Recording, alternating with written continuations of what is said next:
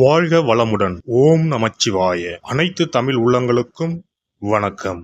நிகழும் ஸ்ரீ மங்களகரமான குரோதி ஆண்டு மார்கழி மாதம் 17ஆம் தேதி புதன்கிழமை அன்று தனுசு ராசி உத்திராடம் நட்சத்திரத்தில் கன்யா லக்கணத்தில் இந்த மகத்தான ஆங்கில புத்தாண்டு பிறக்கிறது. இந்த வருட ஆரம்பத்தில் கிரக நிலைகள் என பார்த்தால் குரு பகவான் ரிஷபராசியில் வக்ர நிலையில் சஞ்சாரம் செய்கின்றார். கடகராசியில் செவ்வாய் பகவான் வக்ரம் மற்றும் நீச நிலையில் சஞ்சாரம் செய்கின்றார். கன்னி ராசியில் கேது பகவானின் சஞ்சாரமும், விருச்சிக ராசியில் புதன் பகவானின் சஞ்சாரமும், தனுசு ராசியில் சூரியன் மற்றும் சந்திர பகவானின் இணைவும் இருக்கும். கும்பராசியில் சுக்கிரன் மற்றும் சனி பகவானின் சஞ்சாரம் இணைந்திருக்கும். அடுத்ததாக மீனராசியில் ராகு பகவானின் சஞ்சாரம் இருக்கும். இவ்வித கிரக நிலைகளை கொண்டு இந்த 2025ஆம் வருடம் ஆரம்பமாகிறது. இந்த புத்தாண்டில் சனி பெயர்ச்சி, குரு பெயர்ச்சி, ராகு கேது பெயர்ச்சி என முக்கிய கிரகங்களின் பெயர்ச்சிகள் நடைபெற உள்ளது. இதன் காரணமாக சில ராசிக்காரர்களுக்கு குடும்பம், வேலை, தொழில் என அனைத்து விதத்திலும் முன்னேற்றம் ஏற்பட வாய்ப்புள்ளது. பிப்ரவரி 4ஆம் தேதி குரு பகவான் ரிஷபராசியில் வக்ர நிவர்த்தி அடைகிறார். மார்ச் 29ஆம் தேதி சனி பெயர்ச்சி நடைபெற உள்ளது. சனி பகவான் கும்பராசியில் இருந்து மீனராசிக்கு இடப்பெயர்ச்சி ஆகின்றார். மே மாதம் 14ஆம் தேதி குரு பகவான் ரிஷபராசியில் இருந்து மிதுன ராசிக்கு இடப்பெயர்ச்சி ஆகின்றார். மே மாதம் 18ஆம் தேதி ராகு கேது பெயர்ச்சி நடைபெறும். ராகு பகவான் கும்பராசிக்கும் கேது பகவான் சிம்மராசிக்கும் இடப்பெயர்ச்சி ஆகின்றனர். இந்த கிரக அமைப்பு மற்றும் பெயர்ச்சியினால் உங்கள் வாழ்வில் ஏற்பட போகும் சுபபலன் என்ன என்பதனையும், அசுப பலன் ஏற்படுமாயின் ராசிக்காரர்கள் செய்ய வேண்டிய பரிகாரம் என்ன, வழிபட வேண்டிய தெய்வம் யார் என்பதனை பற்றியும் விரிவாக காண்போம். பிறக்கப் போகும் இந்த ஆங்கில புத்தாண்டு உங்கள் வாழ்வில் வளமும் நலமும் செல்வ செழிப்பும் பெற்று வாழ்வில் உயரிய நிலையை அடைய எல்லாம் வல்ல எம்பெருமானை வேண்டி விரும்பி கேட்டுக்கொள்கிறேன்.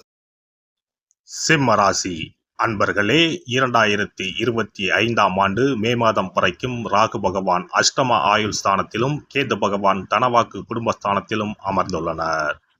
2025ஆம் ஆண்டு மே மாதம் முதல் பணவரவு அற்புதமாக இருக்கும்.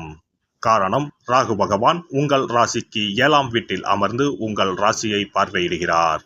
கழுத்தை நெரித்து வந்த கடன்கள் அடைபடும். சொத்துக்கள் வாங்குவீர்கள். வருமானத்திற்கு எந்த குறையும் இருக்காது. குரு பகவான் லாபஸ்தானத்திற்கு வரப்போவதால் கோடீஸ்வர யோகம் தேடி வரப்போகிறது. பெண்களுக்கு ஆடை ஆபரண சேர்க்கை ஏற்படும். அதே நேரத்தில் அஷ்டம சனியாக 8ஆம் வீட்டில் அமர்ந்து சனி பகவான் பயணம் செய்ய போகிறார். குடும்ப பிரச்சனைகளை யாருக்கும் சொல்ல வேண்டாம். உடல் ஆரோக்கியத்தில் மட்டும் அக்கறை காட்டுங்கள். இனி புதுமையான செயல்களில் ஆர்வம் ஏற்படும். பேச்சுகளில் அனுபவங்கள் வெளிப்படும். உடன் பிறந்தவர்களின் எண்ணங்களை புரிந்து கொள்வீர்கள். உறவினர்களிடத்தில் பொறுமை வேண்டும். குழந்தைகள் வழியில் மகிழ்ச்சியான செய்திகள் கிடைக்கும். கடன் தொடர்பான விஷயங்களில் பெரியோர்களின் ஆலோசனைகள் மாற்றத்தை ஏற்படுத்தும். நண்பர்களின் ஒத்துழைப்பு மனதிற்கு மகிழ்ச்சியை கொடுக்கும். தன வருவாயை மேம்படுத்துவதற்கான சிந்தனைகளும் அதற்கான உதவிகளும் கிடைக்கும். துணைவருடன் இருந்து வந்த வேறுபாடுகள் படிப்படியாக குறையும். எதிராக செயல்பட்டவர்கள் சாதகமாக செயல்படுவதற்கான சூழ்நிலைகள் அமையும். தொழில் துறைகளில் கூட்டாளிகளின் ஒத்துழைப்புகள் மேம்படும். சேமிப்புகளை மேம்படுத்துவது தொடர்பான நுட்பங்களை புரிந்து கொள்வீர்கள். வெளியூர் தொடர்பான பயணங்களால் மாற்றமான வாய்ப்புகளும் அனுபவங்களும் கிடைக்கும். உடல் ஆரோக்கியத்தை பொறுத்தவரை மருத்துவர்களின் ஆலோசனைகள் வேண்டும். பார்வை தொடர்பான இன்னல்கள் படிப்படியாக குறையும். தந்தையின் ஆரோக்கிய விஷயங்களில் கவனம் வேண்டும். பழைய பழக்க வழக்கங்களால் பயனற்ற விரயங்கள் உண்டாகும். பெண்களை பொறுத்தவரை ஆலய பணிகளில் தனிப்பட்ட ஆர்வம் ஏற்படும்.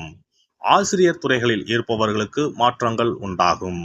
குடும்ப உறுப்பினர்கள் பற்றிய புரிதல்கள் அதிகரிக்கும். தனிப்பட்ட விஷயங்களை மற்றவர்களிடம் பகிர்வதை தவிர்க்கவும். தொழில்நுட்ப கருவிகளை சூழ்நிலை அறிந்து பயன்படுத்துவது நல்லது. மறதி தொடர்பான பிரச்சனைகளால் காரிய தாமதம் உண்டாகும். உணவு விஷயங்களில் விழிப்புணர்வுடன் இருக்கவும். மாணவர்களுக்கு உயர்கல்வி சார்ந்த ஆலோசனைகள் மூலம் தெளிவு பிறக்கும். வெளியூர் பயண வாய்ப்புகள் நல்லதொரு மாற்றத்தை ஏற்படுத்தும். ஆராய்ச்சி தொடர்பான கல்விகளில் சற்று விவேகத்துடன் செயல்படவும். கலைத்துறைகளில் தனிப்பட்ட ஈர்ப்புகள் உண்டாகும். கணித துறைகளில் இருந்து வந்த ஆர்வமின்மை குறையும். பணிபுரிவோருக்கு உங்களின் மறைமுகமான திறமைகள் வெளிப்படும். புதிய அதிகாரிகளிடத்தில் மதிப்புகள் கிடைக்கும். இழுபறியாக இருந்து வந்த பதவி உயர்வு இப்போது கிடைக்கும். நெருக்கடியாக இருந்தவர்கள் விலகிச் செல்வார்கள். கட்டிடம் சார்ந்த துறைகளில் வெளிமாநிலத்தில் வேலைவாய்ப்புகள் உருவாகும். தணிக்கை துறைகளில் உள்ள சில நுட்பமான செயல்களை புரிந்து கொள்வீர்கள். சமூக நிகழ்வுகளை மற்றவர்களிடம் பேசுவதை தவிர்க்கவும். வங்கித் துறைகளில் இருந்து வந்த நெருக்கடியான சூழல்கள் குறையும். வியாபாரிகளுக்கு தொழில் வியாபாரத்தில் திட்டமிட்டு செயல்படுவது முன்னேற்றத்திற்கு வழிவகுக்கும். அபிவிருத்திக்கான எண்ணங்கள் மனதளவில் மேம்படும். அரசு வழியில் எதிர்பார்த்த உதவிகள் சாதகமாக அமையும். வெளிநாட்டு வர்த்தகங்களில் இருந்து வந்த தாமதங்கள் மறையும். கூட்டாளிகளிடம் பொறுமை காப்பது நல்லது. புதிய தொழில் தொடங்குவதற்கான எண்ணங்கள் சாத்தியமாகும்.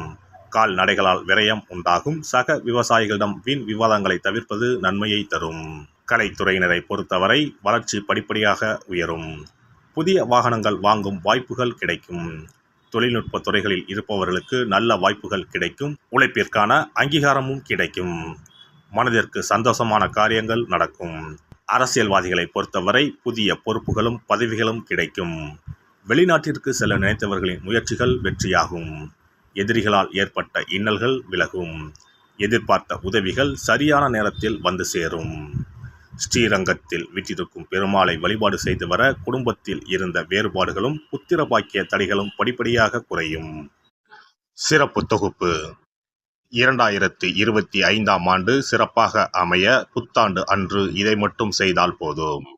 2025ஆம் ஆண்டு புத்தாண்டை வரவேற்க அனைவரும் ஆவலாக காத்திருக்கிறோம். ஆனால் அதற்கு முன்பு 2024ஆம் ஆண்டிற்கு நன்றி சொல்லி விடை கொடுப்பதும் மிகவும் முக்கியமானதாகும். இந்த ஆண்டில் கிடைத்த நல்ல விஷயங்களுக்கு நன்றி சொல்வதுடன் கிடைக்காமல் போன விஷயங்களுக்கும் சேர்த்து நன்றி சொல்ல வேண்டும். இதனால் பிறக்கப் போகும் புதிய ஆண்டில் அவைகள் இன்னும் சிறப்பாக நமக்கு நடப்பதற்கு வழிவகுக்கும். 2025ஆம் ஆண்டிற்கான காலண்டர் வாங்குவதற்கு முன் அதில் வேறு எந்த நிறுவனத்தின் பெயரோ எதுவும் இல்லாததாக பார்த்து வாங்கி வீட்டில் வைக்க வேண்டும். குறிப்பாக மகாலட்சுமி, வராகி அம்மன் படத்துடன் இருக்கும் காலண்டரை வாங்கி வீட்டில் வைப்பது நல்லது. இது தவிர புத்தாண்டு நாளன்று எந்த மாதிரி விஷயங்களை செய்தால் வரப்போகும் ஆண்டு நமக்கு சிறப்பான ஆண்டாக அமையும் என்பதை நாம் தெரிந்து கொள்ளலாம். ஒவ்வொரு ஆண்டும் ஆங்கில புத்தாண்டோ அல்லது தமிழ் புத்தாண்டோ எதுவாக இருந்தாலும் சரி, பிறக்கப் போகும் புதிய ஆண்டு சிறப்பாக இருக்க வேண்டும். இந்த ஆண்டிலாவது நம்முடைய கஷ்டங்கள் தீர வேண்டும் அல்லது நினைத்த காரியம் கைகூட வேண்டும் என்று அனைவரும் நினைப்பதுண்டு. ஆண்டு முழுவதும் நல்லபடியாக அமைய புத்தாண்டு அன்று நாம் சில விஷயங்களை மேற்கொள்ள வேண்டியது ரொம்ப முக்கியம். இதனால் புதிய ஆண்டு உங்களுக்கு ஆரோக்கியம், சந்தோஷம், செல்வ வளம் நிறைந்த ஆண்டாக அமையும். புத்தாண்டு அன்று காலையில் எழுந்தவுடனேயே நாம் குளித்து விடுவோம். அப்படி நாம் குளிப்பதற்கு முன் குளிக்கின்ற நீரில் 3 முக்கியமான பொருட்களை சேர்ப்பது மிகவும் நல்லது. அந்த தண்ணீரில் முதலில் சிறிது கல்லுப்பை சேர்க்க வேண்டும். கல்லுப்பு நமக்கு இருக்கும் கண் திருஷ்டி, எதிர்மறை ஆற்றல்கள் ஆகியவற்றை அகற்றிவிடும். அடுத்ததாக சிறிது மஞ்சள் தூளை அதில் சேர்க்க வேண்டும். இதுவும் எதிர்மறை ஆற்றல்களை நீக்கி வாழ்வில் மங்களங்களை நிறைய செய்யும். மூன்றாவதாக சிறிது சுத்தமான பாலை சேர்க்க வேண்டும்.